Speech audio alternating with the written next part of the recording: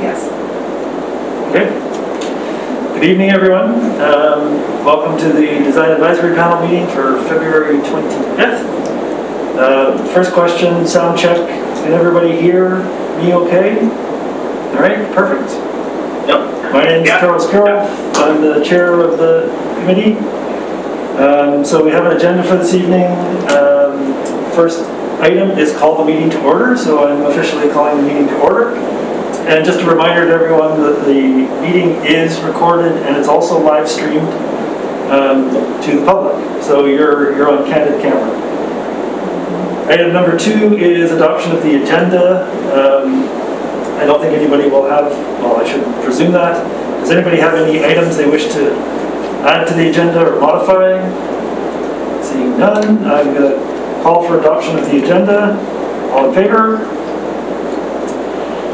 Item 3, adoption of the minutes from our last meeting. I don't know if everybody's had a chance to read them, but are there any comments, questions, or revisions on the minutes from the last meeting? Seeing none, lots of shaking heads. I would call for adoption of those minutes. All in favor? Thank you. And that leads us to item 4, which is our presentations for this evening. We have 2 presentations, beginning with an application on Prideaux Street, and that will be introduced by Lisa Brinkman. Okay, so we have a development permit application for 285 Prideaux Street. The applicant is proposing a 4-story building with 51 supportive housing units.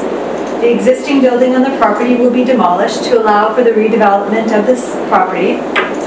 This site is split zoned, Fitzwilliam Zone DT2 and the Old City Mixed Use Zone DT8.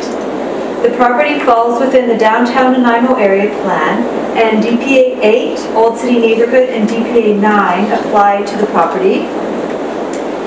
The guidelines that are applicable are the Old City Multifamily Residential Design Guidelines, the Nanaimo Downtown Urban Design Guidelines, and the General Development Permit Area Guidelines. 2 variances are proposed. One is for the height of the building from 12 meters to 16 meters, and the other is to vary the parking requirements from 6 spaces to 4 parking spaces. Okay, thank you. I'm not sure who is doing. Probably Chad. Chad is doing the presentation? Yes. Yeah, I'll start and then Michael will take over and make it sound great.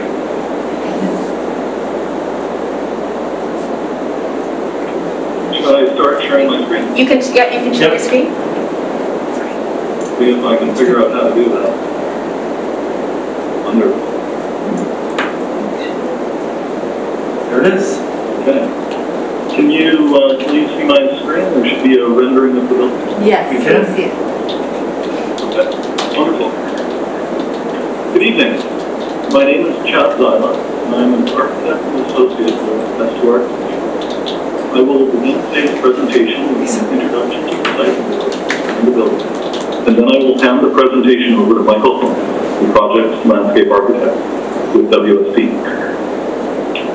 This project is a supportive housing facility for the homeless population in Nanaimo. We're working with BC Housing and their local operator to provide this facility to help people who require housing and support assistance.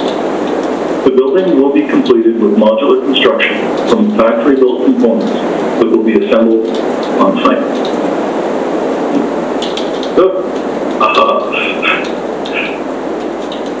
The subject site at 285 Prideaux Street is currently occupied by a 2 to 3 story community service building that is slated for demolition. The site is a corner lot with the front property line facing Prideaux Street to the east and the south property line bordering onto Fitzwilliam Street.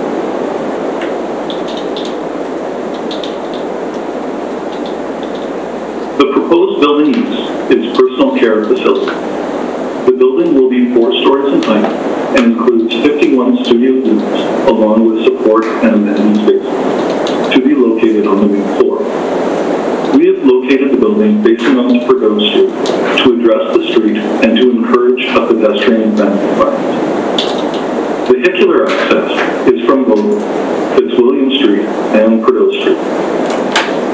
To the west, the site shares a property line with the new fire station that is currently under construction. Through the design of the fire station, a significant portion of our site has been appropriated in the form of an access agreement for use by the fire station. This area is highlighted on this plan in yellow. We have worked with our client and city planners to make the best use of the remaining site area. Adding a further challenge, the site grades drop in height by over 2 meters from the south property line along Fitzwilliam to the southern edge of the access agreement at the interface with Prideaux. We have positioned the building to allow for the inclusion of a covered entry canopy and barrier-free ramp along Prideaux, while also providing a pedestrian sidewalk along the back west face of the building between this access agreement. Parking has been located along the north property line in the same location as the existing parking stall. This location visually separates the parking from Fitzwilliam and creates the opportunity to locate the required outdoor amenity space along the more desirable south elevation. Waste and recycling has also been located inboard on site to accommodate screening via landscaping to the north and parking to the east. This location also functionally aligns with the kitchen placements in the building, reducing the transport of recycling. This is the main floor plan. Note the building plan slides are rotated 90 degrees to the east from the previous site plan. Here we can see that the building is composed of 10 modules. See if I can point. Two smaller modules at the building end with stairs and services, and 8 larger modules that contain the key program element.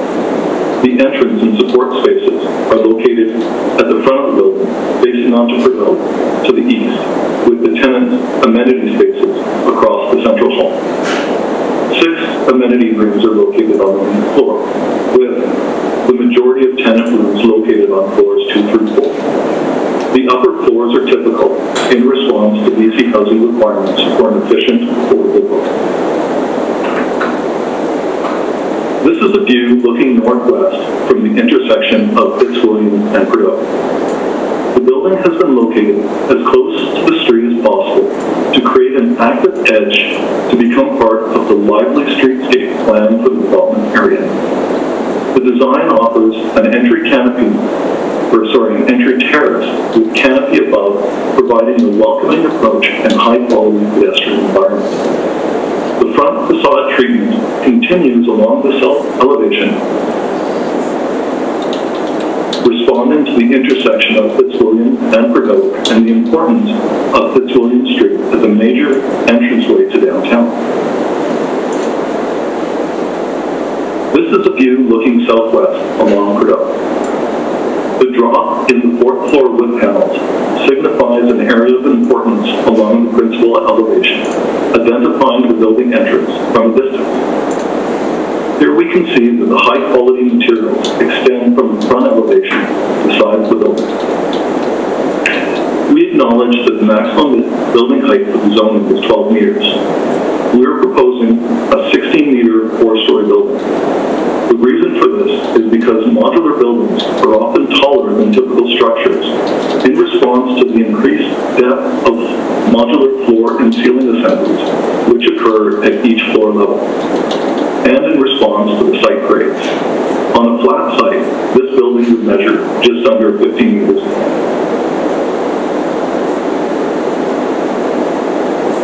This is a view looking north along the laneway between the fire hall and our proposed building. From this view, you can see that we have broken the great podium that occurs on the other 3 elevations of the building. Here we have brought the wood feature element down to the building's base to acknowledge the importance of Fitzwilliam and to enhance the character of the outdoor amenity space that borders this elevation. A simple palette of materials is combined with the playful use of repeated elements to create texture, rhythm, and visual interest. We have used the materials and form to reduce the sense of scale of the building by creating 3 horizontal divisions that interact with one another to create a unified composition. The wood accent material has been proposed from the top level and sides of the building to increase the visual interest and the natural character. Over to you, Michael. So, I'm assuming I'll stop sharing. Thank you, Ted. And yeah. I will start sharing. Oops. Wrong button. Hang on, sorry. Caught me off, Jim. Let me know. Alright, can you see my screen? Yes. Yes. Yeah. Yep, okay, great. Thanks, Chad. So just building off of what Chad outlined as the general site itself, the landscape zones are relatively small in terms of area, but what we have tried to do is try to maximize their space and their value as much as possible. As you said, the parking comes in along the north side and circles around back, which takes up a large portion of the building in terms of landscaping, which then turns most of its attention basically along Prideaux and Fitzwilliams. What we've tried to do is introduce a series of evergreens and crabapple trees that are also present along Prideaux. And I believe we're going to have to remove a few of them for construction motives, so we've tried to replace as many as possible in order to create a bit more of a tree-lined street. And then as you kind of come around to the front, or I guess the southern portion of the site where the amenity space is, what we've tried to create is a outdoor amenity space for the residents to come down, sit, have their morning coffee, get some fresh air, and create sort of a nice outdoor space for them to also socialize with. Being that it's Fitzwilliam and it's a very sort of high-profile type street, we have included a wrought iron or a metal fence that sort of circulates around the outdoor deck space with low-level planting and some more crabapple trees as well in order to try to create additional privacy as much as possible. The fence itself it will be opaque in terms of it is slats and you will be able to see through it. But we have tried to include as much sort of landscape as we can fit in there in order to create that privacy. As you kind of come around the other side, we've also tried to include some more landscape in there in terms of just to try to help screen the TFT space as well from the visual sidewalk and the amenity space.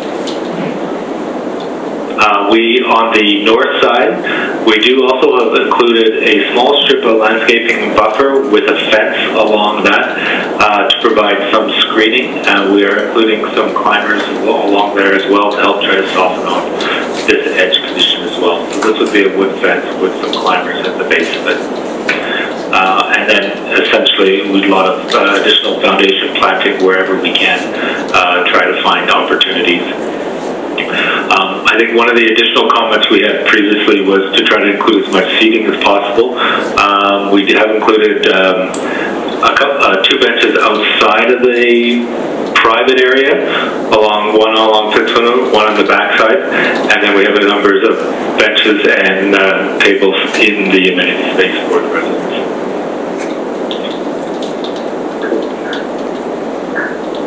And without getting into specific, we've submitted our planting species that go with it. A lot of evergreen type species to try to give it some general color throughout the year, but we have to introduce more native, very hardy type species essentially in there so that it would survive.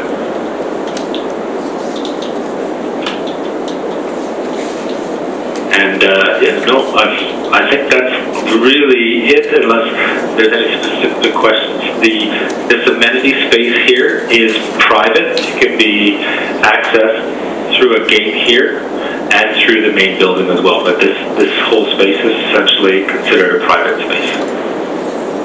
And then as you can see the ramp going up to the main entry into the front door.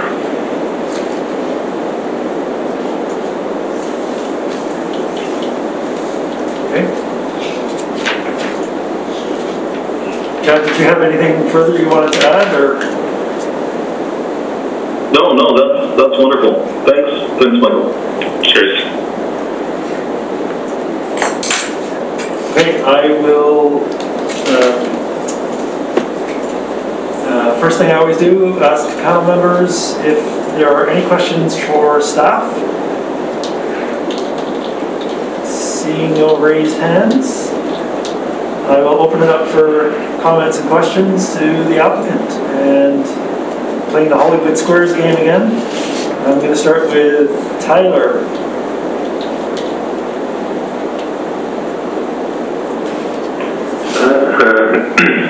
Thanks, Charles.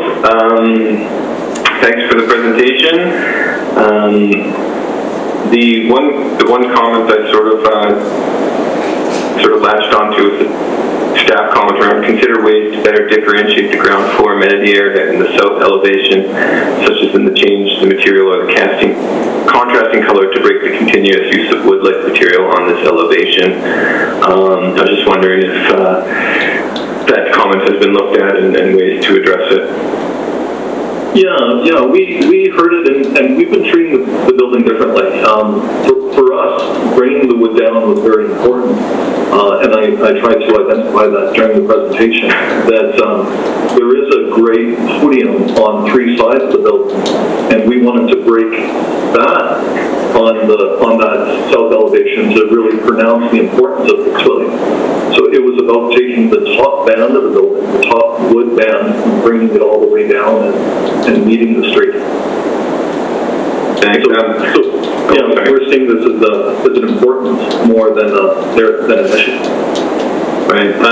One thing that sort of came to mind when I was looking at that Fitzwilliam side is in town here we have a housing run by the Nanaimo Aboriginal Center, and it's got very, very similar like wood. The whole building is very wood material. I think it actually is wood. But what they've done against that is like two public art pieces that are just like really bright in color. And I think personally, it looks really neat actually. And when I saw that portion of the wall, I sort of thought the same thing. It's like, oh, that would be just my comment would be that's a great place to put a big splash of color, maybe through public art. That might be a pretty easy way to make that side of the building, which is fairly prominent, as the element of interest. Other than that, I'll leave the comments to the rest of the group. But yeah, thanks for the presentation, and I'm very excited for multiple reasons, to see this project come together and move along. So thank you. Thanks, Tyler. Marie. Yeah, thanks.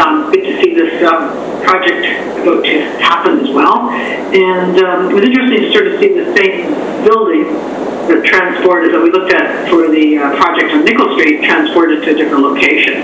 And I think you made good use of the site in a very sort of limited area that you can build in to situate the building. My one comment would be on the form and character of it. You're pretty well doing the same design that we saw for Nickel, which fit in there, that sort of wood look mix and hardy board, lighter colors that fit in that neighborhood. One of the things that concerns me here is that the sort of requirements with our community funds would fit with the local environment and local neighborhood. And this little stretch of Fitzwilliam is a rather odd spot. You've got sort of modernist police hall, police station, you've got the new fire hall coming in behind, so you've got these kind of modernist buildings on one side of the building. And then further down Fitzwilliam, of course, you've got the old quarter. And one of the things that struck me with looking at your design here is that actually the wood look, I felt, really doesn't really quite fit in this neighborhood. There's a lot of wood in Fitzwilliam area, but it's actually all colored. And I was just wondering if there would be a way to kind of consider, and then the lighter, the sort of earth tones, bright colors that are down in Fitzwilliam, by say changing the colors of your siding and not going with the wood look. when we started off the design process, the planning department was curious about previous projects and how we had conceived this project in the past, trying to understand about modular and what was possible. And we sent the planning department 3 or 4 examples of previous projects. And the one that they really latched onto was the development proposed for Hope. And it had this color palette on it. And we were given a strong preference to move towards this palette. So we developed this palette, and then BC Housing came to us and said, well, before we go too far with it, let's see what the community says. So they asked us to provide 3 other color options, 3 other color palettes for the building, which we presented in an open house at BC Housing Orchestra. And through that community outreach, this color palette was again selected as preferred by the community. Yeah, no, I understand that you're sort of strapped because you're dealing with this modular unit. Does that dictate the siding as well, or can the siding be changed easily, the color? No. Like the other palettes were quite different. We had gray wood, we had a red base, we had a wide variety of different colors that we proposed to the community. I'm also thinking it'd be kind of nice to have a different looking building so they're not looking like the same building plunked down in different parts of town. Has the panel seen the revised Nicole elevation? Yes, they have. They've seen the most recent version, especially in terms of facade materials. 3 parking stalls were added, but that's the main difference. Yeah, because I believe that this is quite similar in some cases. I think this is more successful than the original Nicole one, but now that we've changed the Nicole, I think there's a nice dialogue between the two. They're cousins more than sisters. Okay, well that would be my one comment, I guess. I'd like to see it address the neighborhood a little bit more and kind of connect somehow with the buildings around it. And I know you're dealing with a variety of buildings, but I just sort of feel it's looking very much the same to me as the Nickel Street one, and then it's being placed in this location, which is quite a different environment with different color palettes and different kind of architectural styles, all present in the same area. So that would be my one major comment. But otherwise, it's a great go forward. Thanks. Thanks, Marie. Kevin? Yeah, thanks for the presentation. Very nice detailed application. I think it looks like it's going to be a very nice project. I don't really have too many serious issues, but I would just jump in right at the start and comment on what Tyler and Marie commented on, and that would be the south elevation.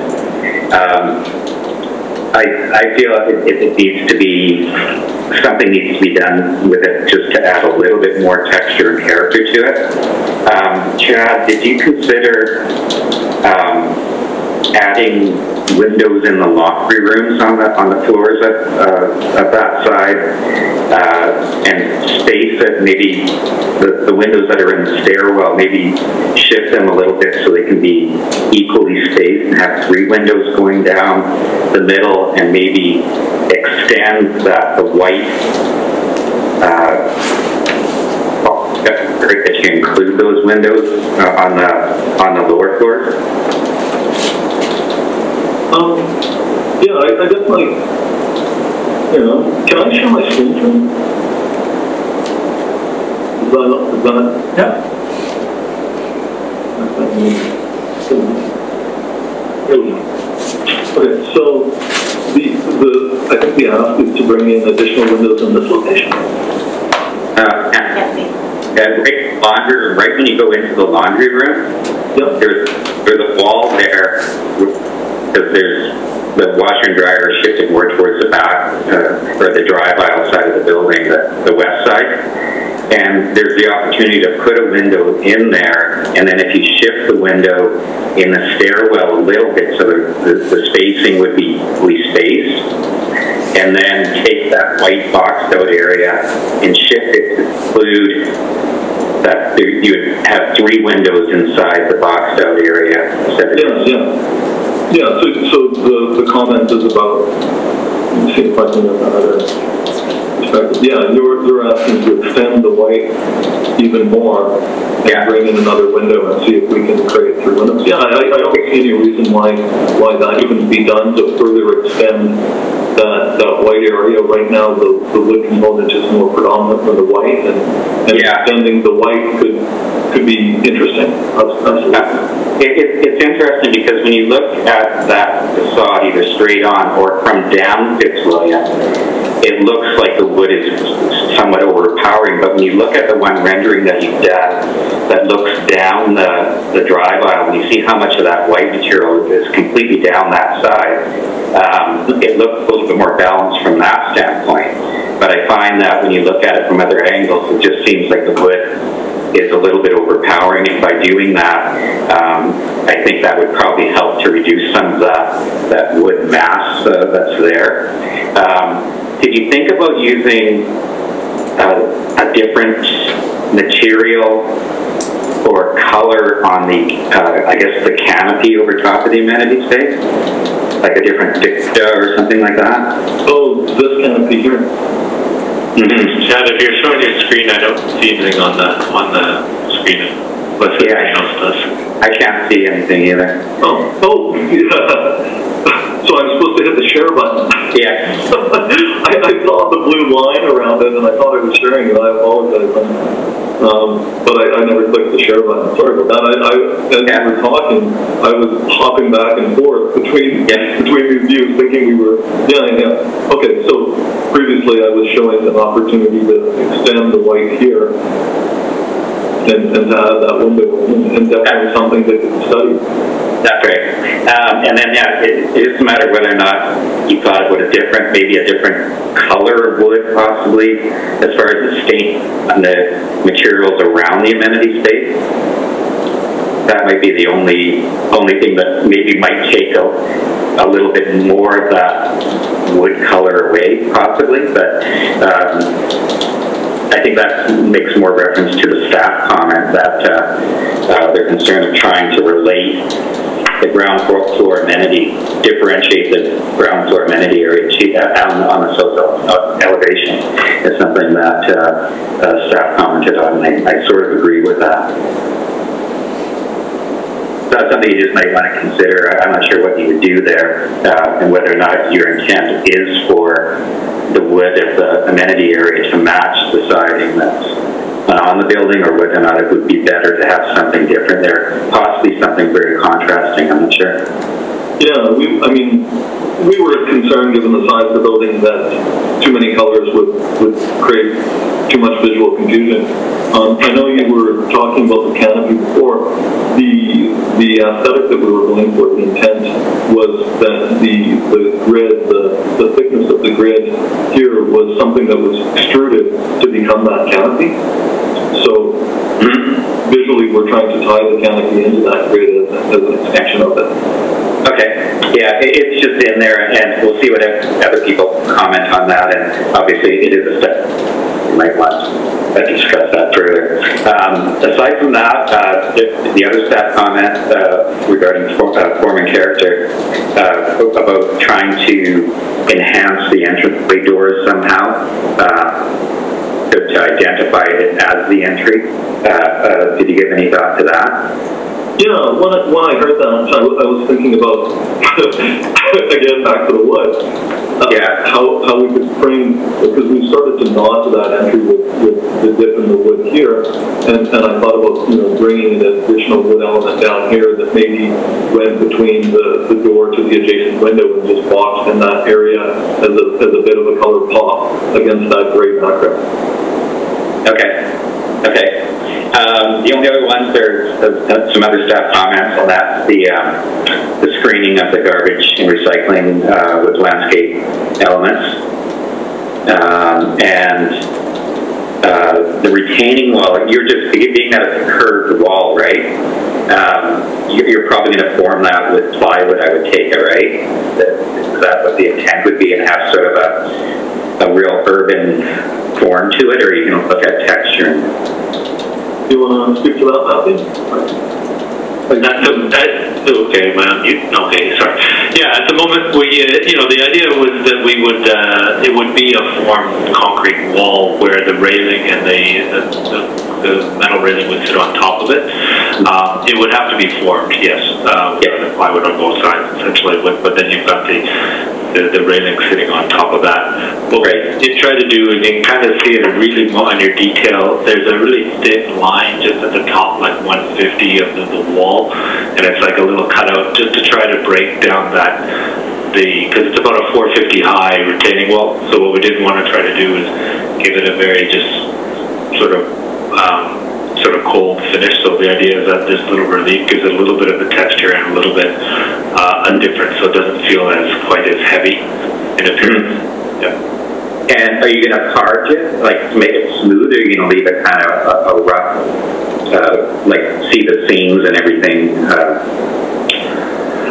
It's a good question in terms of the final detail. Yeah, I would always envision it being a very smooth, sort of very clean finished.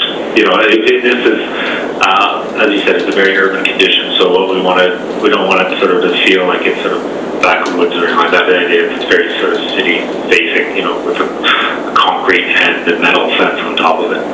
Yeah. I have a curved retaining wall at my house, and that's what they did. They formed it with plywood and made it smooth. Be a little bit of the wood grain, and then the top we just beveled it. But like what you said, you're going to do something at the top to keep it clean. So I have no issue with it needing to be textured or anything like that. I think with this type of setting, an urban setting, I think it looks very nice. It's concrete, let it be concrete. Yeah, and we also have a small strip of planting in front of it as well. So I would imagine over time that concrete sort of foundation of that little wall will start to disappear into the landscape. My final comment is the north elevation. I think you might have the opportunity on that elevation maybe to add some more windows there. You will see that quite easily coming up that side. And I like what you did with the panels on that one, but that side isn't obviously as critical as the Fitzwilliam side. But I think what you did with the panels on that side really helps to break it up, and that side is very balanced. But it's very symmetrical too, so that's just a minor thing. I wouldn't put it in as a recommendation. So thanks for your presentation. Very nice job. Thank you. Kevin, I just wanted to note when we were looking at these renderings that the landscape portion has not been updated. Yeah. The community engagement session that I mentioned, I'd encourage, we provided 3 different options, landscape and the options that we rendered were modified in response to those community engagements. That north elevation on the landscape concept that Michael provided, that there's a spruce right in that corner, which a nice touch. I was really glad to see that. So, thank you. Okay, thanks, Kevin. Kate? Great. Thank you both for your presentation.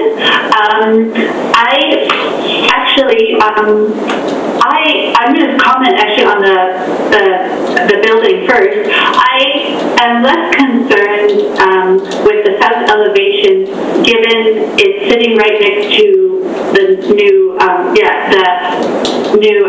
fire hall, and that the energy of that fire hall, I think, activates the corner enough that I feel your building is sort of a nice sort of sets off their building a little bit more in a way, kind of complements and sets off. And if you were in a neighborhood with more buildings of the same material, yes, maybe something like public art on that wall or some differentiation of the siding would be nice, but I don't feel it is as important in the context that we see on that image sitting next to the new fire hall. So that's just my comment. Don't feel it stands out as much to me. So that's just that, but I am interested in, let me just go through my comments first. I appreciate that you put the amenity space on the south side of the building. building. It will be a great space for those residents. Your site is so small, and so having that outdoor space is great, and that it's on the south side, so it will be nice and warm. I think that's great, and I think they'll have a nice little view down Fitzwilliam, so it kind of gives you a little bit of a nice little spot to sit in. Yeah, I think that works very well, and I don't have a problem with the wall being concrete, given it's only, you said 450 millimeters, and you have plants in front of it. I don't see that as being an issue, and I appreciate that you have included seating that's sort of semi-public. I think that's also useful, given currently this corner is a very public gathering space right now, so I'll be interested to see how it evolves with this building installation. My one concern is actually the Prideaux Street, the ramping and how it kind of comes and meets the street. And I wondered if maybe there is where you could have something a little more like an entry, if that makes sense. Like whether it was your light, whether it was lighting, or whether it was small kind of concrete wall kind of to pronounce that entry, or just something to acknowledge that that's sort of the main entry off of the sidewalk, where you would go up to the ramp. And maybe that would, yeah, in that kind of area where, yeah, exactly. Just to, that's different from the railing that you're showing, something, I'm not sure what. And it does, and I'm not thinking arch or anything, just maybe in the landscape, I'm not sure. That was my one thought, was I felt like it could have a more stronger entry there at that point. And other than that, I don't really have anything else to say. It's a small site, and you're doing the best you can with the space you have. Thank you. Thanks, Kate. Yeah. Tony.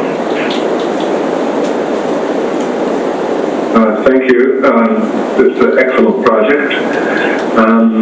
Great site too, and it's similar, as has been mentioned before, to previous projects that you've shown us for, I think it's 50 whatever.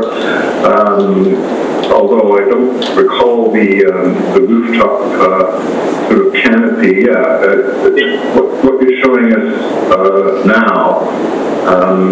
That rooftop edge you've got seems pretty heavy-handed compared to the previous project, so that's just a personal observation. But I did have two areas that I really wanted to focus on. A lot of attention has been made to that south elevation and so forth, and I think, to my mind, the Fitzwilliam exposure is a bit of a missed opportunity here. I think I can see what you're trying to do. And the addition, as Kevin suggested, of putting in some glazing to the laundry rooms, the stairs, and all that kind of stuff, I think will help. What would help even more, in my view, is on the ground floor, where you have the laundry and the stair and whatever else is in there, I've forgotten. If that could all be, as much glazing as possible. I know you're restricted to the modular construction limitations, but to really open that up and make it much more transparent would solve, to my mind, the issue of how much wood you have versus how much of the gray stuff and so on and so forth. It would really open up that whole corner. And adding to that, I don't know whether you've considered the possibility of actually moving the main entrance lobby to the corner or close to it. So that, again, when you've got a building that's on a corner site, that corner to me is the most important part of the whole ball of wax, building and the streetscape and everything else. And if the entrance lobby were there, first of all, it would be a little more dominant than sort of just somewhere down the side of the building, as it were, along the other street frontage. But it would add a lot of life and interest and glazing and so forth. That might address a lot of these concerns that everybody keeps raising here, and as do I. So that's my one area of comment. And then the second one, I just wanted to clarify, along the west side, that access easement, obviously it's there for a reason, I don't know what it is, but you know, is there, that's there for some critical access purpose? Is there no way that vast amount of square footage on a tiny site could have any landscaping aspect to it whatsoever? And then leading from that, I'm wondering why the sidewalk is along there as well as that, because if there's a need for it for some reason, and that's one thing, but the fact that it goes right along in front of the windows of all those main floor suites and basically eliminates any privacy they have, I guess that would be my concern too. So that whole side of the building and the comments on the south side would be what I would be concerned about here. If you could comment on both those points for me, please. Yeah, thank you for bringing that up. Our initial design for the site was substantially different than the design we have now. Because when we started working on this project, we didn't realize that portion of the site was designated to the fire hall. They have a overhead door for one of their fire trucks located off of the back of the building here, which requires access. And they also own this little small portion of the site back here. So they've got a transformer that's located here, and there's a number of parking stalls.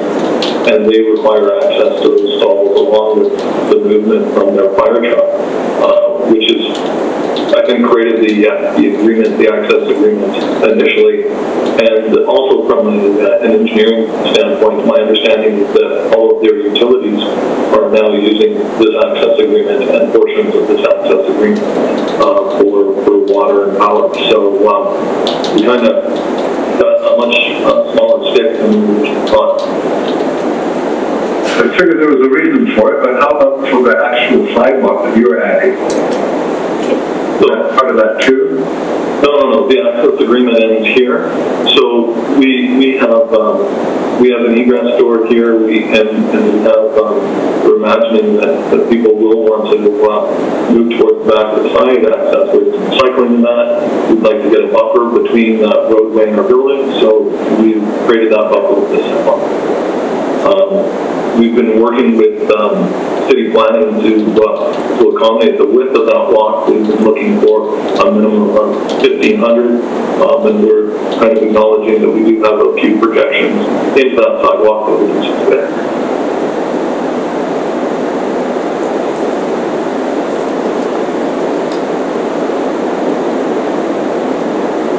Okay, Tony, did you have any other comments or questions?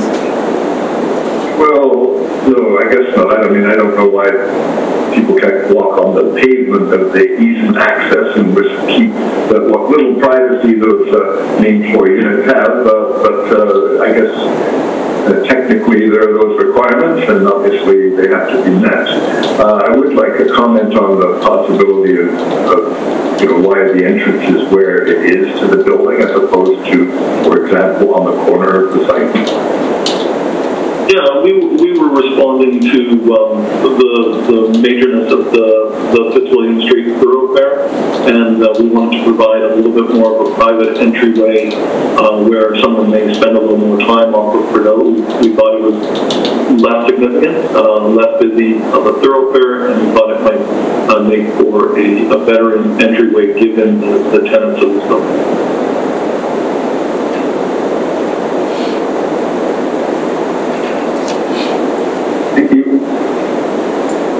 Okay, thanks, Tony.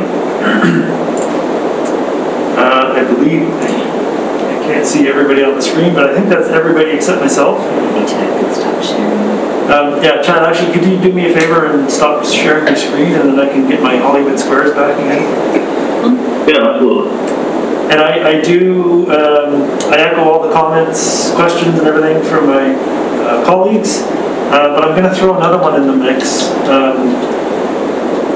It's a leading question. So I noticed all of your entranceways have stairs and landings. So the building is raised above grade at all points. My question is there a reason for that, or is it purposeful, or is it just is it a function of the type of build? I kind of want to get an idea of where that's coming from, because I think you have an opportunity potentially to enhance your front entry connection by eliminating that extra handicap ramp and incorporating it into your walkway. But I don't know what's driving that change in elevation. Right. The building is only, if we look at Fitzwilliam, the high point on site, the building is about 450 millimeters off of that elevation. Our floor system, our main floor system is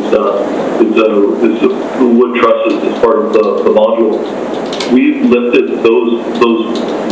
that wood framing off of the adjacent grade by 6 inches with a permanent concrete foundation to protect the wood from the adjacent grade. So that becomes our starting point. We're looking at the high point of the site, and then we're protecting the wood with this permanent concrete foundation. Okay. It's unfortunate, but it just seems a shame that every doorway, every entrance to the building, you have to go upstairs or up this very long ramp that you've now placed in front of the building, which it would give you a better opportunity for a wider terrace along that frontage if that ramp could be incorporated as part of the terrace.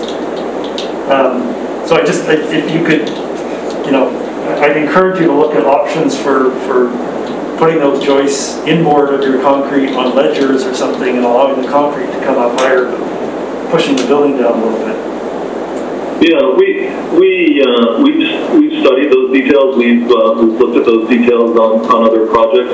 They had a substantial cost premium to the construction methodology, and BC Housing's approach, we're trying to provide them the most economical solution as possible for their site, and they typically choose not to pay for that additional expense. It is. We've studied that entry ramp so many times. I definitely have views on how it should work, but with the site grades and the lack of depth on the site, it definitely is a challenging component. Sorry? Oh. Okay, sorry. Yeah, thank you. Tyler, I noticed you got your hand up. Yeah, just a question, because it's definitely not my area of expertise, but if the entrance was where Tony had sort of indicated, would there be a need for that ramp? If the entrance was on the corner Tony had sort of indicated, would there be a need for that ramp? Just a general question, I guess. If it was on that, if it was closer to the south corner of the site, it would reduce the ramp length. We looked at options to push the ramp closer to this location. And what happened was when our doorway was here, we looked at opportunities to pull the ramp towards the north portion of the site. Unfortunately, the grades are working against us, and the ramp becomes a continuous ramp. Then we considered pulling the ramp along this portion of the site, and we either reduced the outdoor amenity space or got in front of the city's visibility triangle. So in each instance, the grades or the visibility triangle or some other component was fighting with opportunities to slide that entrance towards the south. Okay, thank you. We couldn't have gotten a smaller site of the truck. Kevin? Yeah, I just want to jump in on that. I thought about that, about how the building really didn't relate well to the corner. And when you brought that up, I was going to leave it. But I think a lot of, if you did move the entranceway to the corner, I think a lot of the issues that we brought up with that south elevation could be resolved, because chances are you would move the lobby, lounge area, everything down to the south side. You can get transparency through glass from the lounge area. A lot of things would change because all of a sudden those rooms that are on that side, such as the mechanical, electrical rooms and stuff like that, would be moved and possibly even stair. I'd like to comment on that and say that I think there's an opportunity there. I'm not sure how difficult it would be, being that you are building a modular building, but you could probably kill a lot of birds with one stone just by moving that thing. So I just wanted to weigh in on that, so thanks. All right, thanks, Kevin. I don't see any other raised hands. So I'm just going to summarize as best I can some of the comments and what I think are comments / recommendations. There's a couple that we'll probably want to discuss in a little more detail. So there's quite a few comments about the south elevation, and what I've got potentially as a recommendation is well, I guess we should talk, okay, so I'll put this out there. Consider alternative treatments on south facade to incorporate the additional window. That was Kevin's kind of suggestion. Consider ways to screen the garbage storage area. Kevin, you mentioned that. I don't know if you wanted that to be a recommendation. Yeah, I think it should. And the previous one, I think if we just said, look at methods to enhance the south elevation, I think that should be enough, because it was brought up that maybe there's a way to use some public art or some things along that area, on that wall, potentially that could work as well. So I think that would be good enough for me. Okay, so you don't want to, you're not specific about a window. Yeah, I think Chad heard the comment, and he could decide whether or not, you know, that would be a recommendation that he would use to solve the problem, or whether or not he would use something else to do that. I think it's very possible to get in there and look at how windows will be integrated. Yeah. And I'm also curious about getting additional windows on that main floor. I'd see how that goes as well. Okay, Kate, I had from you, and you can fix my wording. I said consider entrance marker at the sidewalk access from Prideaux Street.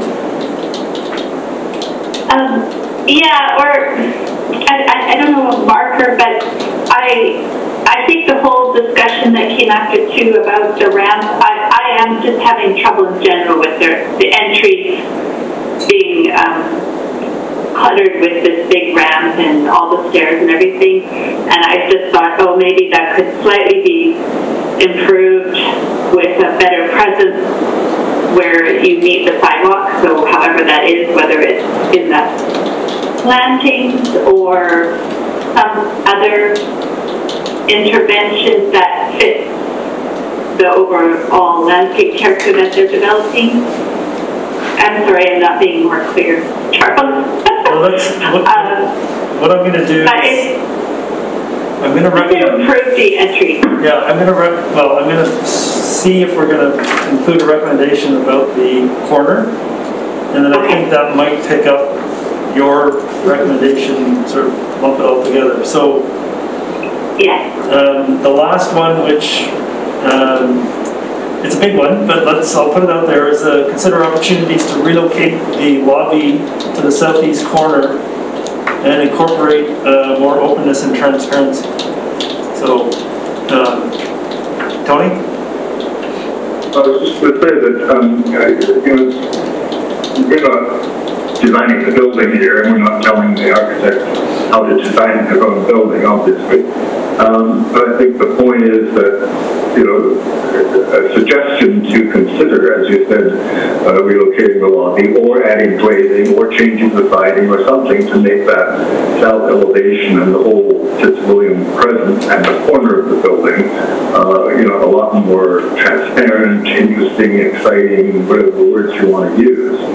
I think it just needs sufficient attention. How the architect chooses to do it, obviously, is totally up to his discretion, but I think our point has been made, and I'm not sure whether we have the mandate to tell somebody to move this from here to here on a building, if you get what I mean. So the goal is to consider opportunities to increase the openness and transparency at the southeast corner. Yeah, I think that's all we need to say. I mean, we could say, such as, and list a whole bunch of things, but I think we've already done that. Yeah. Without getting too prescriptive. Okay, so if I go backwards, I'm going to say 1, 2, 3, and then Marie, where did you go? There you are. Did you want to include a consideration for alternate treatments for wood siding, color? I'm just trying to think of how to phrase that. It's not even just necessarily the wood siding.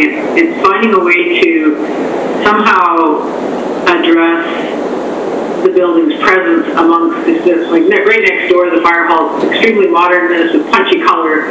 Then you've got this building with wood and white siding, looks very different from anything else in the rest of the block. And then as you move down the block, you have all the nice little colored cottonboard buildings of the old city quarter.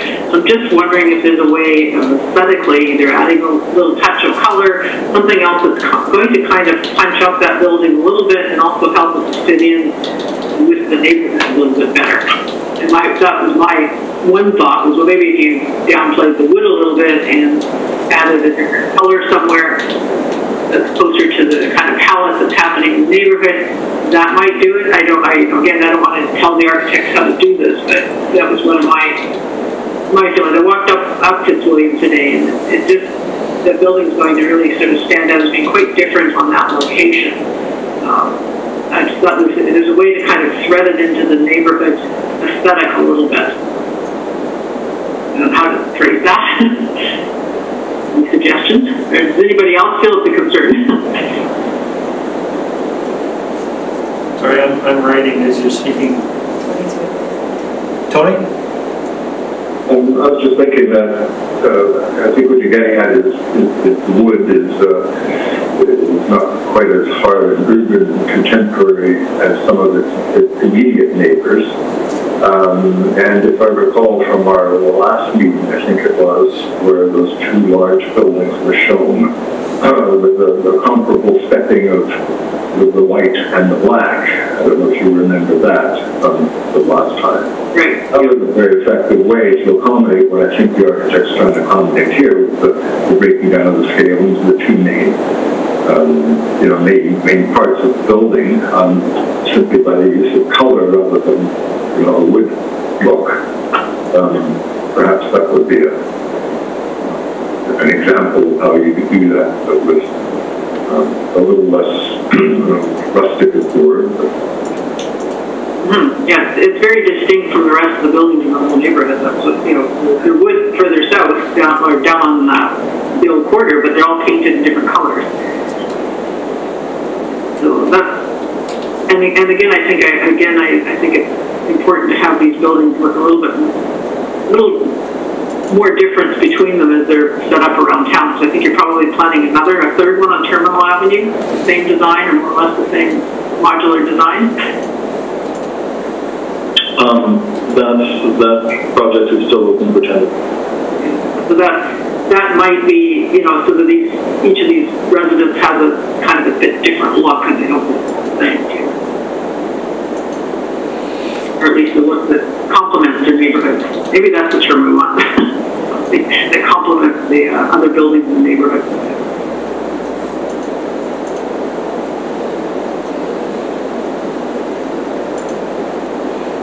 It's a tough one to put into a succinct, 6, 7, 8, 10 word statement. Consider ways to complement the architectural elements in the surrounding neighborhood.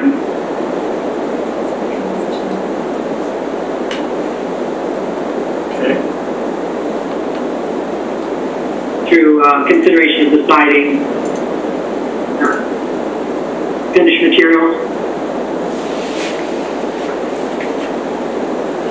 Okay.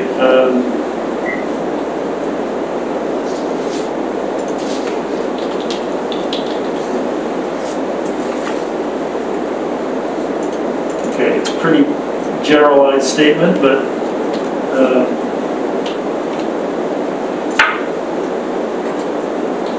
it's to complement.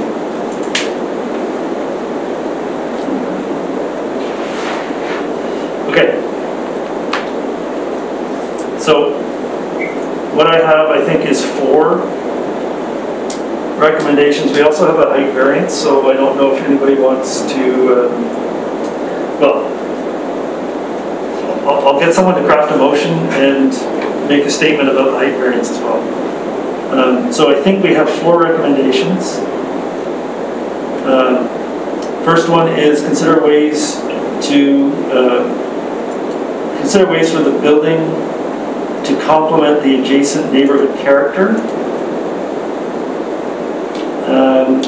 Consider alternative treatments on the south elevation to enhance the building form and character. Consider ways to screen the garbage storage area. And consider opportunities to increase the openness and transparency of the southeast corner. Was there also the enhancing the entranceway of Kate's comment? I'm okay with it being just part of the whole that corner. I think the landscape architect kind of heard anyways. Okay.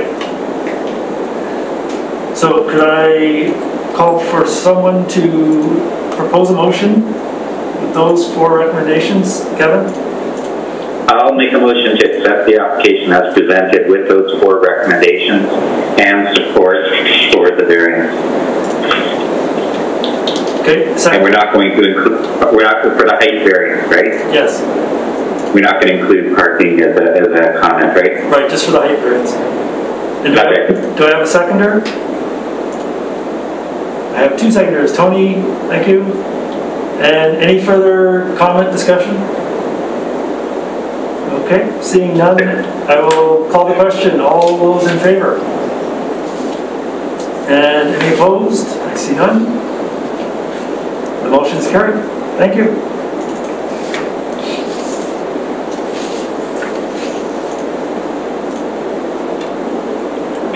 Great, thank you. Thank you. Thanks very much. Thank you.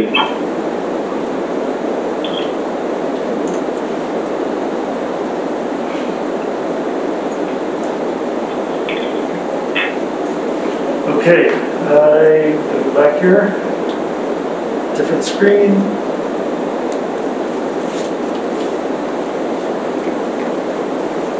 Are we queued up or we are? Is everybody here? Yeah. Okay, we have a second presentation this evening. It is for 3945 Biggs Road, and it's going to be introduced by Lania. Thank you. So we've received development permit application number 1221 from Stuart Olson Construction on behalf of the province for the replacement of the existing Nanaimo Correctional Center at 3945 Biggs Road. The proposed development involves the phased demolition and the existing center and the construction of 12 new buildings within a secured fenced area, including an administration building, program services building, and residences with varying levels of security throughout the site. The property is split zone, and the focus of development is within the community services CS2 zoned portion. It is within development permit area 1 for watercourse protection, as well as development permit area number 9 for multifamily, commercial, industrial, institutional development. There's 2 variances proposed, including a building height variance to the administration building, that to increase from 14 meters to 18.73 meters, as well as a variance to allow improvements within the watercourse leaf strip from the Millstone River and Brandon Lake for some improvements to the existing perimeter road and sanitary and stormwater infrastructure. And the applicant is here to present. Okay, thank you. And I'm not sure who's presenting. but hopefully you don't have to share your screen. That's too Okay, I'll just share my screen here. I'll introduce myself in a second.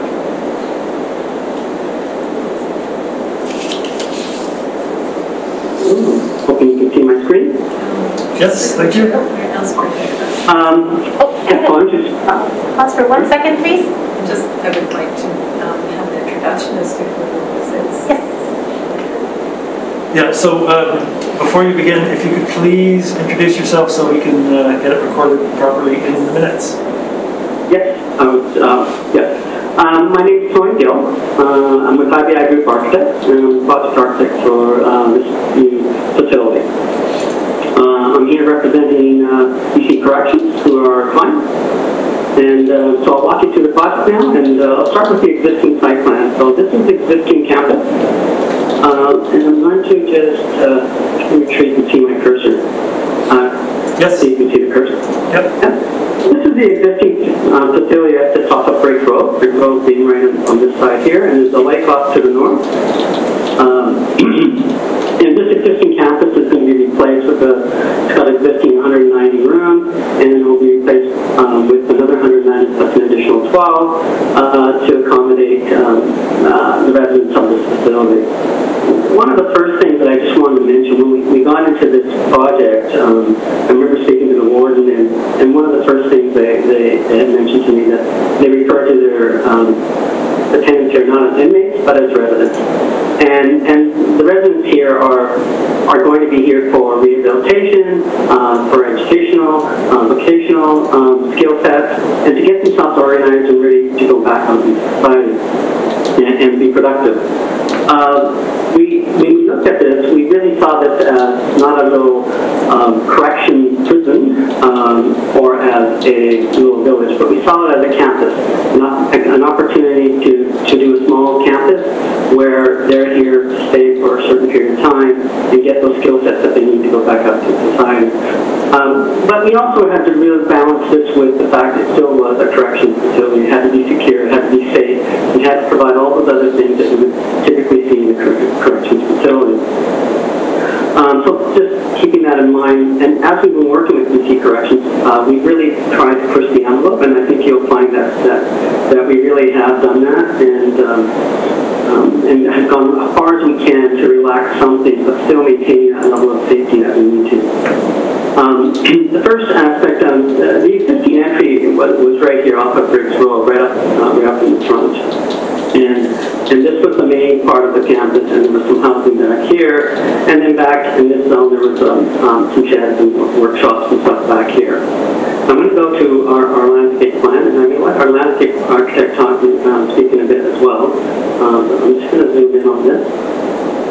So when we looked at this, as I said earlier, we really looked at it as a small college campus, and we kept that theme as much as we could as we went through this. The first move we did is we divided the site into 4 quadrants. So you can see an access point coming through here, and then one across here. And those are just notional access points. The first quadrant here on the right, let's try to get my cursor there. Up here on the right is what we're really calling our academic campus. So we have a bit of a muse that comes along here, and we have a set of stairs that comes down, and you got a bit of a commons area in here, and that's really a gathering place. So from the top of the muse, you can get beautiful views out towards the lake. There's also the main entry to the facility for all the residents is right at this point. And there's some care, healthcare support services here. There's grooming services and other types of services that they would get in the zone. As you go down further in the muse, down along the bottom here, there is just try to zoom in here. There's dining and there's a little shop and their laundry. All kind of happens in here. So this becomes a little bit of a community space for them. And on the opposite side, this is kind of the program services. And as a small college campus, we saw that as being the rec center, the main hub of the campus. And it has a gymnasium, it has the woodwork shops, and then it has some music and spiritual rooms off on this side, with beautiful views up towards the lake. by doing that, in the first quadrant, by putting the rec center here and putting the main building on this side, we opened up this zone and pulling all the buildings back and away from Briggs Road. So this is actually the playing field. It's on the south sunny side, and it's going to be, you know, a nice place for them to do walk around the track and to play. We also, as we move down to the next quadrant, because there's a large drop across the site here, and one of the key things that we did is, because this project has to be phased, we were very careful about keeping as much of the topography and working with the topography as much as we could, because we really liked a lot of the landscaping features that existed there. So you'll notice that a lot of the trees have been maintained. This box of trees off on the left here are all maintained as well. And all the ones you can see hatched in here. So we really worked around these things, and it was a really a difficult thing to do, because we were also going to be demolishing the other pieces, but you know, the residents were still going to be there as we were phasing through, so we had to maintain security. And as you come down this walkway, this is really where some of the residents will reside, and this is kind of a medium secure area, and they're housed their little housing units. And we saw these as like dormitories, and we kept that kind of theme going, and with views off towards the lake. And then they have their own private kind of front yard area along the front here on the north side. We use this little pathway in access to different three purposes. One is it's a fire truck access, but it also acts as a kind of a bit of another muse that you can meander along this path, and you have a box of trees that kind of anchor it all along. But as you come down further, we have another set of residents over here, and this is a much lower security level. It's called the Guthrie unit, and there's 4 units there, and they too look off towards the lake, providing some good separation between the medium and the Guthrie. We have some wetlands in here to provide some of that separation, but also to provide an area of interest. We have lots of walkways, and what we have done is work with the existing walkways that were already there on the campus. So as much as we can maintain the existing ones, that's what we worked with. Slide back here. So this access route comes along, and it has little nodes at each point, as you'll see, nodes of interest and defining the area. It comes along, comes all the way back up, and it provides fire truck access to the recreation center. There's also a turnaround where they can turn around and come back down. But we use this turnaround also as an area to put some basketball hoops and a bit of a play area for them. There's also some educational spaces up here that spill out into this zone. So taking advantage of the grade drop from this side to this side, it's about a 1.5 story drop. So the gymnasium, being 2-story volume, opens out into this direction. The educational piece, which is sitting up here, opens out into this direction. Yet the library and the classrooms will still have views off to the north and towards the lake. The gymnasium has all the views off towards the lake, and then the spiritual area actually connects back to the bottom trees. We have on the 4th quadrant is our horticulture kind of zone, and that's where all you know, they can learn how to plant, they can learn how to do different things within the horticultural zone. So really, those are our 4 quadrants. To get into the facility, so as we come down Briggs Road, one of our first steps was we no longer have that main access that came right in here. There is visitor parking at this zone. You park, and you walk along, and you come into the main entry here. People can also go out here, turn around, drop someone off so they can enter in, and then come back and park. Let me just take you over here. Staff parking, we want to provide good separation between staff parking and visitor parking. And the staff parking sits down back here. So staff will drive down, they'll park here, and then there's a walkway that comes up and brings them to a staff entry here. There's good separation between the staff entry and the visitor entry. We really want those to be separated. We want the staff entry to be a little bit more discreet, because it is staff members coming in, and these are other visitors and stuff coming to see the residents. And so to keep that separation is very important. We also took all the back of house up and put it to the back. So all the loading, deliveries, all that stuff kind of happens in here. And also fire truck access happens back along this. Again, keeping that stuff off to the other side. So that's just a quick overview of the site. One of the things that I wanted to show you here is this one here. This is a cross section in the north-south direction. So Brig Road sits up over here, and there's quite a big drop as it comes along. And we've taken advantage of this topography as the land goes down. We've started to step the buildings down as well, as much as we could to take advantage of that to lower the even less visibility back from Briggs Road. In reality, you won't see hardly any of these. Most of these buildings you don't see. You'll see maybe the entry to the facility. Back to gonna get to some architectural images. So this is our main facility that sits in the center, and that's the recreational facility. Again, we're trying to be a little bit more playful, giving it a certain character where it feels like a bit of a small college campus. This is the top facing the playing field. It's one story, and then this is the main entry into the space where the educational pieces are. And this is all glazed, so the classroom can take up towards the playing field as well. We also have an opportunity for a piece of art that will be commissioned and put on the building on this side. On the north side, this is the gymnasium. We've also opened up the gymnasium and provided some glazing to the gym so that as they're playing ball, they can also look out towards to the lake. Up at the top here are classrooms, and the classrooms will also look back towards the lake. These are the woodwork shops, and the woodwork shops also have glazing, and again, you can look up into the woodwork shop and see back up towards it. One of the features that we had, and we work with our clients on, is as you walk along here, there are different entry points to the building. Instead of walking within the building through these corridors to get to all these different activities, each one of these activities have their entry off the north side.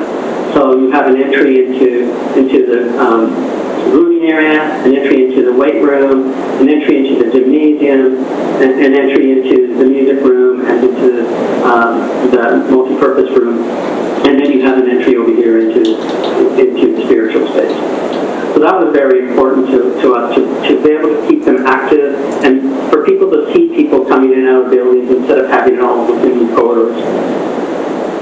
I'm just going to take you to one of the character buildings.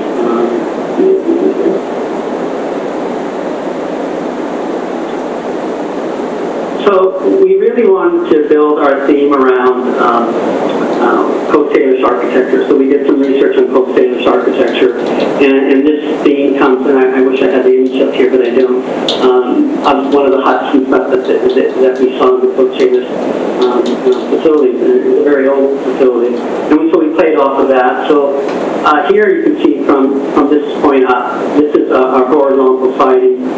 And we've got some vertical pieces to break it up, and then we have some more solid pieces along the bottom, and this is all cementitious board.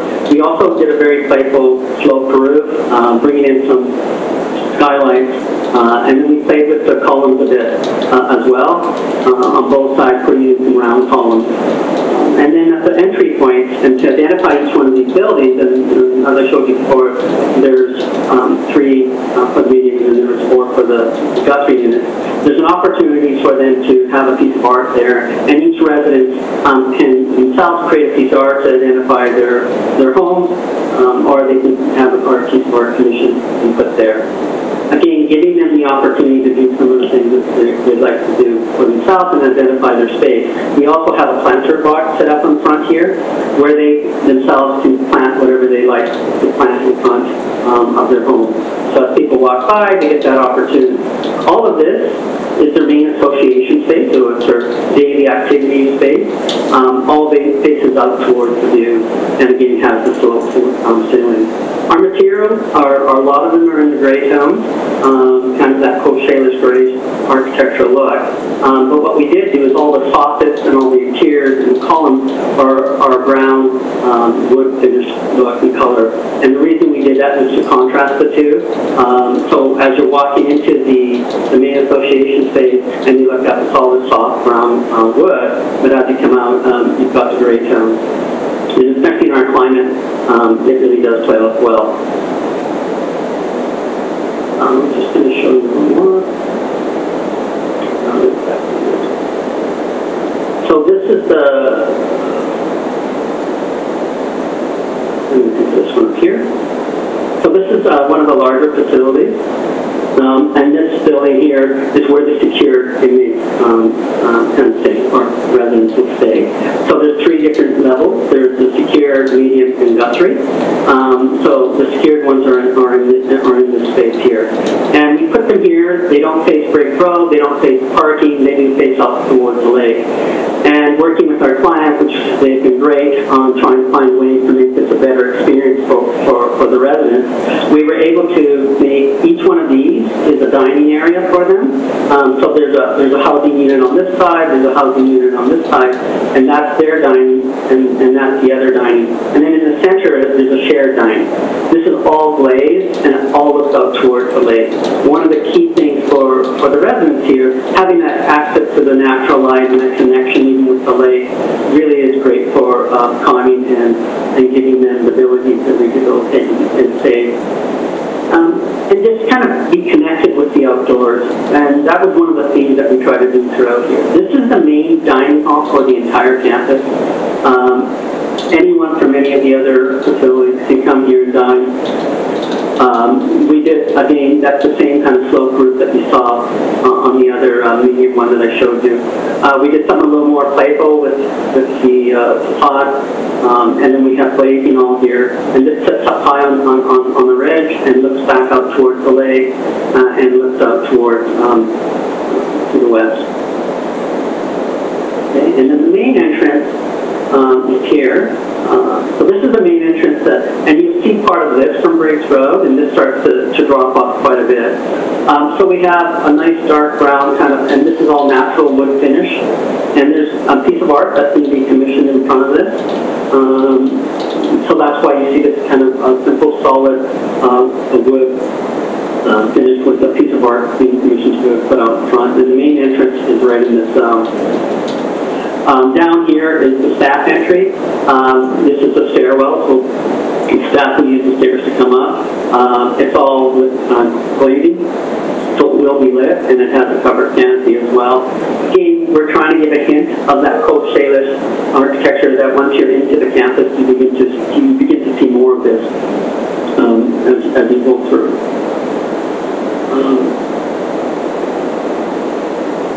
And what I'm going to do now is I'm going to turn it over to Mike. Hopefully Mike is on the... We're here, 20. Okay, so I'm going to... Do you want me to... can you... I can share my screen, so yeah, if you could stop sharing.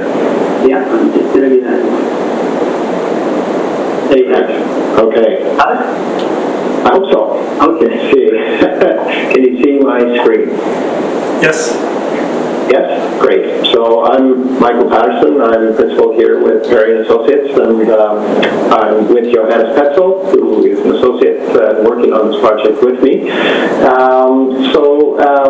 I'll try not to repeat too much what Tony has gone over. He's done a good overview and a thorough overview of the site. I do want to kind of reflect on, in terms of our approach to the landscape, and as Tony said, the master plan is designed to reflect a campus approach with buildings located throughout the site and connected by walkways and open space areas, and fostering an atmosphere conducive to learning and growth. So this is really about rehabilitation and getting the residents back out into the world. And so the design intent of the landscape is to maintain the character of the existing landscape while at the same time responding to the requirements set out in the statement of requirements to create opportunities for the resident population to make contact with nature in secure and safe setting.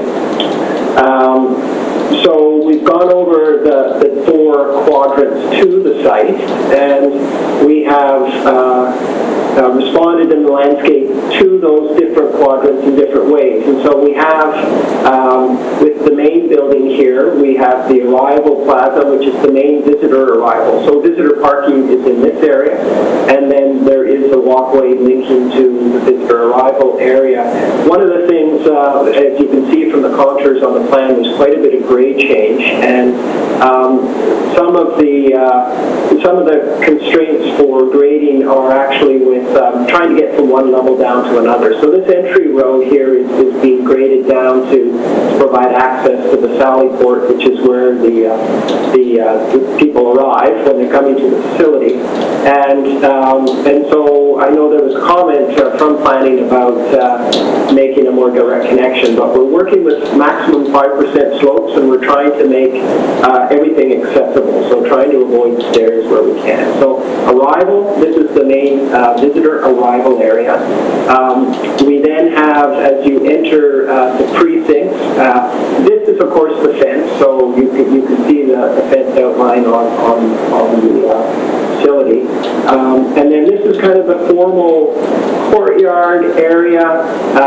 As Tony mentioned, you walk along through here, you get tremendous views between the buildings out over the lake. You also get views, filtered views from the building into this open play space. So there was a requirement for a play field. I think it was about, correct me if I'm wrong, Johannes said it was 550 square meters.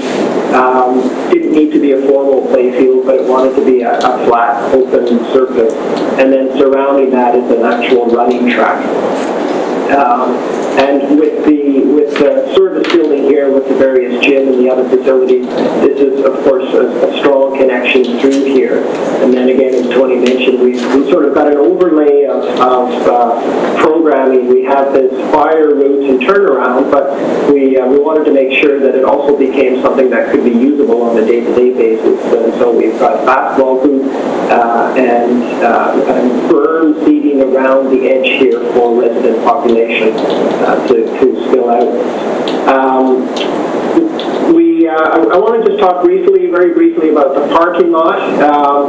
We have a requirement for both within the visitor and in the staff parking, a certain number and type of parking stalls that needs to be achieved. And at the same time, we've got some sustainability goals. And so what we've done with the parking is try and create an open parking area without curbs, so that water is able to flow into the landscape strips and be picked up in bioswale.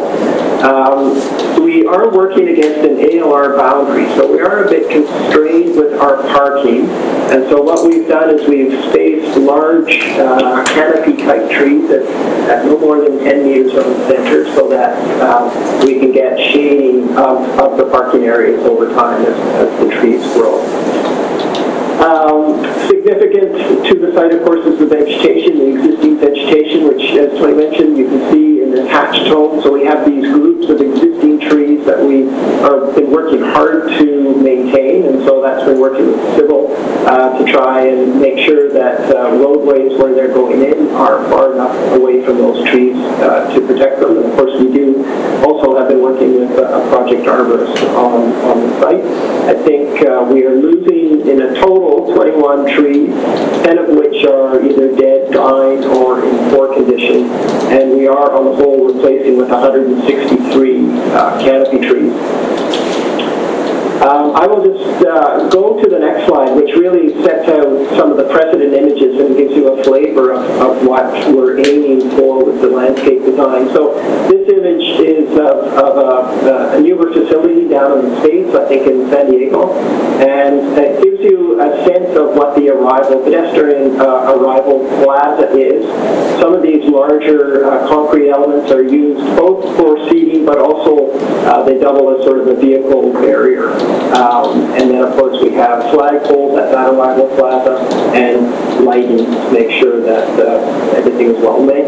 This is, of course, another sort of precedent, but perhaps more the idea where the inmate or the residents enter into the facility and working with low-level plantings and, again, providing various sort of seating arrangements for and opportunities for people.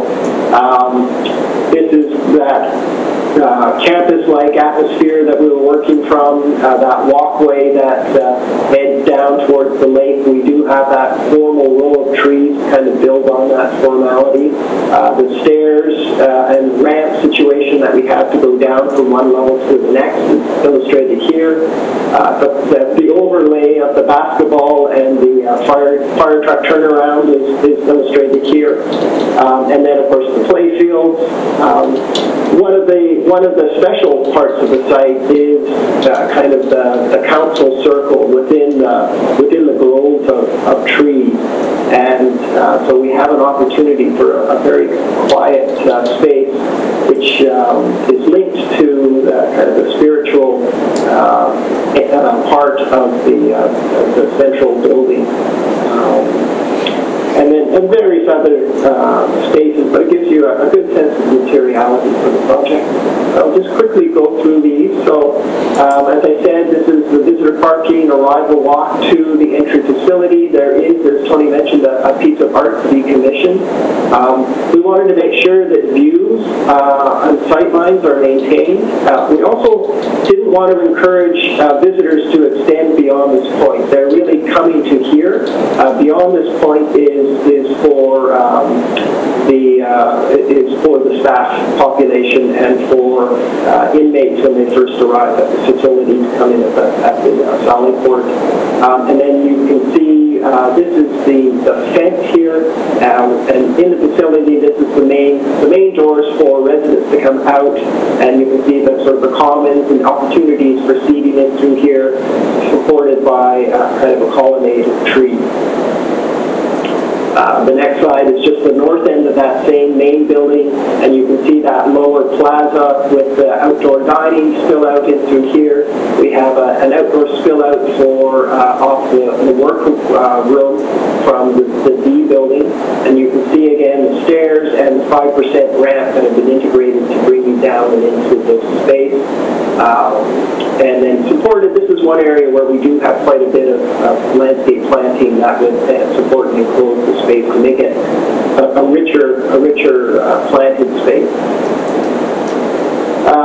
Sorry, I went back there. Central building, I think we've talked about this. This is where the council circle is. So this is a pretty significant grove of mature Douglas fir trees in through here. Douglas fir and other firs. But you can see we have a number of spaces coming off of this program services building. So we have a healing garden through here. We have somewhat of an amphitheater and a stage element over here. So great views over the lake. And then we have this connection from this building to the council circle. Here we are down at the Guthrie unit, and the Guthrie these are the residence buildings here, and then this is the support. We have a number of areas where we have these transitions where we wanted to create an outdoor space where residents could gather into larger groups, and you can see we've got seating nodes located through here. This building is set up a little bit from the plaza, so there is a 5% walkway up and then stairs that go down, and there is an outdoor patio again that spills off of the interior here that's connected to this 5% walkway that then connects up to D. Stormwater management was one of the things that we wanted to focus on. We talked about how the parking lot was designed. This area here, we needed to separate the medium from the Guthrie. And so, and this area being the low end of the site was also an opportunity to provide an outflow for the stormwater to create a bit of a wetland, and then an adjacent berm, the hedgerow planting along this edge to really buffer these views. This plaza here of textured pavement is both a visual break in that road, but it also acts as a cue to the residents that medium residents aren't to go beyond this spot, and Guthrie residents really aren't to go beyond this spot. So there are these cues that have been worked into the landscape. This is the medium facility. Again, you can see that idea of a call-in plaza, outdoor plaza, where residents are able to gather, and then again the link up to D. These are some of the sections through the site that give you a bit of an idea of the grading and of the site. And so this section A is cut down through that biofiltration pond, but it gives you an idea of, we would have the stormwater coming in, we'd have a gravel storage area with topsoil and then planted with various wetland aquatic plants. You can see the berm here, the planted hedgerow on top to provide visual buffering between the two sites. This section here, section B, is cut through the main support for the main administrative building, looking down to medium. You can see that the existing slopes here are quite strong. These existing trees are being retained, and you get a sense of that grade change here from 92 down to 85. So really, the views look out over top and to the lake are maintained. Sorry, I missed one section here. This is just a section through the side of the main building looking towards the parking area. Again, gives you a sense of the grade, tree retention. Next page, this is Biggs Road. One of the things that we did was to move the existing fence downhill, and then we've introduced a berm here, again, planted berm, so that as you're driving along Biggs Road, your views of that fence are really pretty strongly buffered and filtered by planting, so that the presence of this facility on Biggs Road is reduced. The section through the upper playfield right here, and then this is through the fire truck turnaround. There's the fire truck, basketball, kind of burned area, and then of course the playfield. And then this just explains the parking. You can see the graded parking lot through concrete wheel stops into a swale, and about a 3-meter wide planted area to support the growth of the tree. And just lastly here, some of the materials. This is a good illustration of what the parking lot would look like. Some of the granular walkways. This is one illustration of the seating area in the grove. We're looking to use more natural elements. It was very difficult to find the right image. I'm not quite sure this is the right image, but it gives you the sense. Hedgerow planting in through here, and again using swales where we can to pick up stormwater runoff. This is an image of we're proposing to do on a number of areas to create some pattern on the asphalt surfaces to introduce color and to provide a little bit of variety and to denote sort of the larger plaza areas through both color as well as texture. So I will end with that and hand it back over to Tony and look forward to your questions. Thank you very much. We have someone from Civil. Yeah, hello everyone. I'm Scott Lewis from Apple Martin Consultants. Thanks, Scott. We're the civil engineers for the project, and I'll just quickly run through our stormwater management. Most of the panel, I'm a local consultant, so they've seen this presentation several times over the years. Here's the site. The site's actually broken up into, I'll zoom in a little bit so you can see. We've got the Big Road area here. We've got a parking area which actually is tributary down towards the Millstone in this direction. So we created a little cell for stormwater management, and then we're going to put a little bit of a detention system in here. This is the sort of the next quadrant is sort of in this area here, which is a combination of buildings, roads, parking area. So we've got a collection system that's going to go into a pond down here and then tie into an existing, I think it's 600 diameter storm that picks up sort of all of this area, and we're going to utilize the existing outfall into the lake. And then the main part of the campus actually flows from all the buildings is going to work their way down. So what we're doing is we're picking up all of the buildings by either running them overland flow and then picking them up into a storm system, and then we're going to go into our stormwater pond, which is a combination of detention and retention, and then we're going to have a new outlet into the lake. So This area of the site is going to just remain as pretty much all overland flow as it works in town. The mill's flowing along here. There's over to this, get upgraded with the new fence, etc. as we go from there. So from the City and Nanaimo design guidelines, there's a retention component and a detention component. Most of you know on the panel. The retention is going to be a combination. I always like to show here's our detailed calculations of what we do.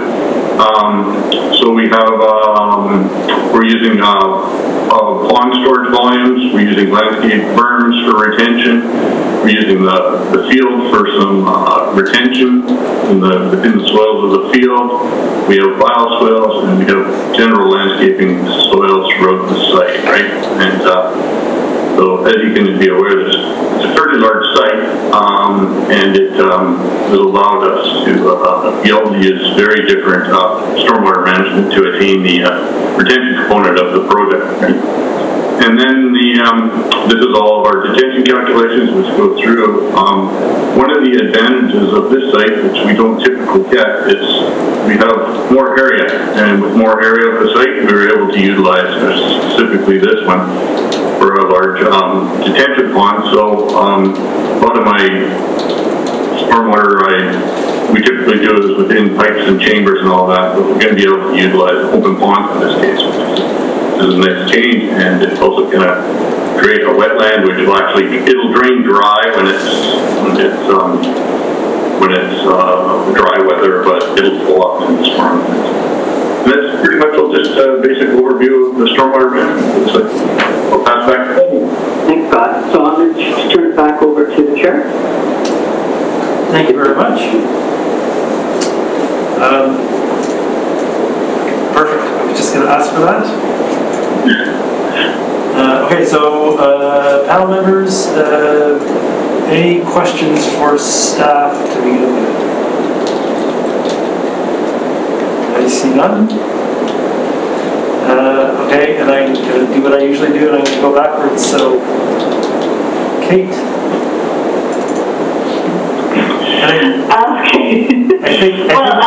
I think I might preface this also with it's a bit of a daunting task to be on design panel and basically look at the equivalent of a university campus. So I think comments obviously and questions are welcome, but I don't feel like we have to dive into every building and every corner. Okay, should I go? Yeah. Okay, first, thank you very much for your presentation. I'm glad you said that, Charles, because I was wondering. First, I find it very reassuring to see what the kind of amenity spaces that you're going to be providing for your, I guess inmates is not the correct term, but for the residents. I'm really encouraged by what I'm seeing here, and I think this is the right direction. I hope all facilities like this are heading in. At the same time, it's a hard thing to look at when I'm going to my child's school tomorrow or on Saturday to volunteer time to make a garden. Okay, I got that point out. Everyone probably does. Anyway, I really appreciate all the effort with the stormwater management on site and having the ability to have those open sort of areas for retention. I think it's great, and the way you're treating the visitor parking and having water just flow off into the planted vegetation wells. That's great. What I'm kind of curious about is what overall, and forgive me if I just haven't been able to review it closely. Also, your whole planting palette is great, wonderful. I'm interested in generally, is it all grass where there's not identified plants? I'm kind of wondering what's happening in some of the, okay. Yeah, it would be understood. Yeah, okay, so wherever there's not the concentrated plantings, it will mostly be grass and that kind of thing. That's okay. What I'm actually interested in is how the landscape, if there was any, like I see that you have this concentrated horticultural center and landscape storage, so there is interest in having the residents participate, I'm going to guess, in the maintenance of the landscape and possibly the cultivation of plants that may go into the landscape, or... Yeah. There is, I believe they are now engaged in working in the landscape, and so this is just making that even more stronger. It's providing an actual sort of facility indoor with the future orchard and vegetable gardens, and so they can grow their own produce. Okay. Was there any discussion about the potential for them to grow plants to restore more of the landscape and understory? And like, I'm not actually sure of the condition of the understory of the existing trees and that kind of thing, but I think that could be an interesting programming element where they're cultivating some of our indigenous plants and you know, populating the landscape even further with those plants. Yeah, so I think our objective was to provide the facility and the location and the opportunity for that to happen, and then they're the ones that will take the programming from there. Okay. Yeah, of course. Okay. Just something I think would be great. I don't have. I don't know. I'm just impressed with the different areas and the different zones, and I don't have anything to comment on that. This is a minor detail. Looking through the plant list, I see there's arbutus in the plant list, and I would love to hear how you're going to successfully have those grow. Well, the intent would be to put them in, but yes, and so I think we've also got them in at small sizes. So, yeah, but we got to try. Yeah, and that might be a neat monitoring program for the residents, maybe, right? Yeah. Or trying different techniques, because there are different techniques to try and successfully grow arbutus. But no, and that's my only comment on that. And I also really appreciate the building, and that there is still a level of detail to the facade and the incorporation of art. I appreciate that has been included in such a facility. Maybe my only small comment is when I looked at the building, it still did read as a kind of a prison-ish, and maybe it's the coloring of the tone or the rendering. I don't know, but and I don't know what is appropriate or not appropriate, but it still read as that kind of a building to me, and I wondered if that's necessary or not, and whether it's just the gray palette, which I think is not as gray once you start to describe it, that there was going to be wood detailing under. Is that correct? Okay. That's correct. So there's two things that are used. One is the actual rooms or cells, and the cells are somewhat modular. So you get the ribbon, so you have that drives a little bit of that, what you're seeing.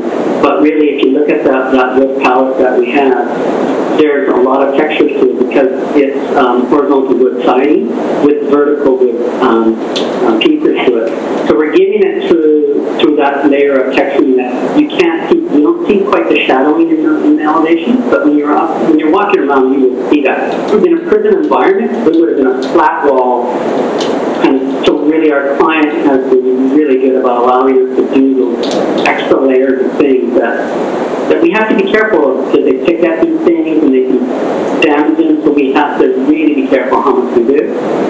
So we try to do it as thoughtfully as we could. Okay, thank you. Yeah, I once you described it, I could get a better sense as well. I don't really have any specific questions. I did notice the staff reference garbage. Did you highlight? Was there a comment about garbage? Yeah, I spoke about the back of house one. Okay, that's right. Okay. And back of house is where all the garbage is. So you don't see it all from none of the parking spots are from great, Yeah. Yes, and I really appreciate how the fencing it's been brought back quite a bit into the property. Yeah, and that will have a great, that will have that will really change the presence of this site. And I don't really, so I'm just blabbing away now, and I don't really have anything to say because it's sort of overwhelming, but I find it a very positive effort for a correctional facility, and I'll be intrigued. It's intriguing to see how it's going to be faced and how it all unravels, how you do this. So that's interesting to see. Thank you. Thanks, Kate. I'm going to jump up to Kevin. Thank you very much for the presentation. Very nice job on a very challenging project, having to do it in phases, working around existing buildings and maintaining trees and in existing areas. Obviously a very big challenge, so thank you very much for your effort. I could echo pretty much everything that Kate said regarding the site in itself and the amenities available and the amenities you're providing, outdoor amenity spaces. I think it's really, really nice. Like what Charles kind of mentioned, we probably shouldn't really be commenting on the form and character of buildings because most of them probably wouldn't even see from the road. But I think what you've done works very well, and your rationale regarding the siding as a texture and shadow lines, I'm totally fine with the buildings, and obviously the use of public art is very nice too, that you're thinking about that. The only concerns I have that were in the staff comments and the screening of visitor parking. Mike, if there's anything you could do to maybe screen the parking from Briggs Road, that would be very helpful. And also the comment about providing weather protection over all exit doors would be the other one. Aside from that, very well done. I'm very impressed, so thank you very much. Thanks, Kevin. Marie? Yeah, thank you for the presentation. Very interesting project. We certainly haven't had a person come before us before. I'd just like to echo everybody else's comments and just say that I think you've done a wonderful job of really thinking about the approach to corrections and how that is articulated in the architecture and the aesthetics of the building, the introduction of artwork into the landscape. I think you've sort of really thought about that, as well as thinking about the presence of this institution in the middle of a city and a neighborhood. So you've thought about screening and so on. So I'm very impressed with it, and I think the residents who get to live there are very fortunate because I think this is really a good approach to for corrections to be going in. So thank you. Thanks, Marie. Tyler?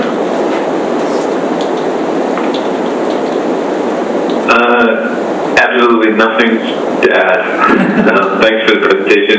Very in-depth, and I think this is one of those things where, for me personally, I had no idea how to orient my mind to think about this one. So it's a beautiful site, and I think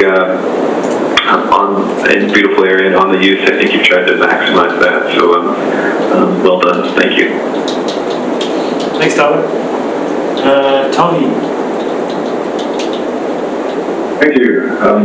I'll echo the compliments of my colleagues on a really first-class design, particularly working with the site and the landscaping. I quite admire the architectural design, so from form and character point of view, the only comment I'd have is almost kind of an opposite from the previous application that you all saw, because you were here, and that is the relation to the site. Here, as opposed to that one, you've got an extremely rural site, no sort of precedent or context buildings to fit into, and I really like the very sophisticated architecture architectural design you come up with some of those wedge features and other things. The color scheme itself is extremely sophisticated, but again, it's very urban. And I don't know if it's just the limits of the technology or drawings or whatever, but I would wonder whether in this softer kind of correction facility with the emphasis on rehabilitation, based on the new model that these facilities are heading in, whether a slightly less cool color scheme would not, in fact, reinforce that whole, the whole sort of the ambience of the place. I know the limitations of wood in these facilities, but I just wonder whether there couldn't be a little more of it than just in the soffit mentioned, even a wood color, a slightly warmer color introduced, whether it's an accent or paneling, I don't know, but it just seems that the color scheme is extremely cool, and because that seems much to me more urban than rural, and I just wonder whether a slightly warmer component to the color scheme wouldn't soften the whole thing and sort of reinforce, as I said, the supposed new philosophy in correction facilities. I wonder if you could comment on that, please. I think there's two things. I work with Arthur Erickson, so kind of got a lot of the sense of the coolness and with our climate. But one of the key things is that the color tones we picked, if you think of all the green lush and all that we have, these cooler colors that play off of that. The other key things we have across the campus, which you don't quite see, are these pieces of art. So those pieces of art are going to be extremely colorful. They're going to provide a very big punch in certain locations. So I really don't want to wash that stuff out. The contrast between the soffit and the interior and exterior, we want that to be one continuous flow. Again, I don't want to wash out the soffit because I'm using the soffit as a means of differentiating the horizontal frame, which is quite great, and at the bottom, and at the top, which is a very soft, brownish, light color there. So that's the logic behind it. I really don't want to wash out the grades too much. We are making them a bit more lighter. On the front main entrance, though, however, we did put all natural stained brown wood, so you really got that connection to a little bit more of our West Coast architecture related to that wood stained color that we get. So it's a very large piece at the main entrance. So I think the artwork, if you begin to see the artwork in some of these images, you'll see that there's steel mesh, woven mesh, and colorful art that's involved. And so I'd really like to see those as focal points. We try to have the building fit in the context of the background, and minimal landscape and everything else kind of takes the hopefully that makes some sense to you, but that's where my thinking is kind of. Oh, fair enough. Thank you. Thanks, Tony. Thank you very much. Charles, I appreciate you introducing the project of the university. So like my colleagues, I think Kate actually did a really good job of summing everything up.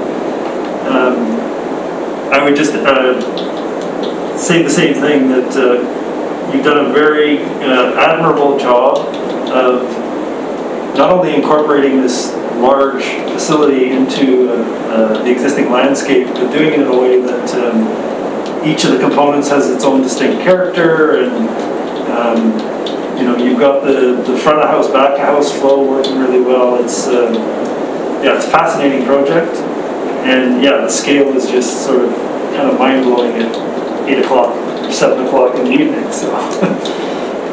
But yes, nothing else to add on top of my colleagues' comments. I'm going to suggest that we have two recommendations. They're not big ones because they come out of staff report. So one was consideration of additional landscape screening of the visitor parking area, and the second was consideration of additional weather protection for all the exterior doors, if they don't have it already. And we do have a height variance that's in the application. So if I could, excuse me, ask someone to craft a motion around that, I would appreciate it. Oh, Kevin's got his hand up. You're good at this, Kevin. Nobody else wants to do it. I would make a motion to accept the application as presented with those two recommendations and support for the variance. Okay, do I have a seconder? Marie, thank you. Is there any further comments or discussion around the motion? Seeing none, I will call the question. All those in favor? Any opposed? I see no opposed, so the motion is carried unanimously. Thank you very much for your presentation, and we wish you well with your very big, complex phased project. Thank you very much. Great, Michael, Chad, Scott. Thanks, everyone. Thank you very much. Thank you. Thank you. Everybody. Okay, now I gotta turn my other screen back on, sorry guys. Always have to go back to the agenda to make sure I don't miss something. We have other business, but I don't think we have any other business, unless anybody wants to raise other business. Are we off the recording now? We still recording? We are still recording, so let's, if you I just have a question after we stop recording. I just have a question. So let's adjourn the meeting. So motion to adjourn. All in favor? Okay, and we are adjourned, so thank you very much. And we can stop recording.